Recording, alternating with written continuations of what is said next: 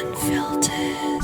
Like you're in another world, like you zone out. Hello and welcome to Unfiltered. I'm your host, Georgii Speakman, and today's episode is inspired by a recent trip I took to New York City, a city that never fails to captivate me.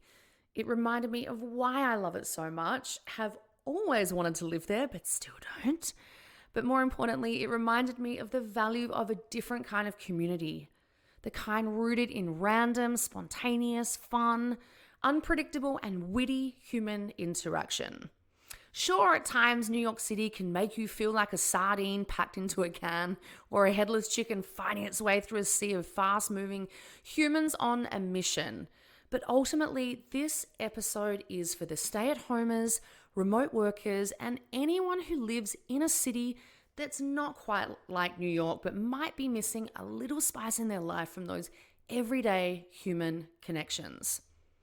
I lived in LA post-life in Australia for nearly 8 years, a city known for its own brand of vibrancy, but one that often leans more insular and curated because it's spread out like mustard across desert and concrete with the odd palm tree and succulent insight.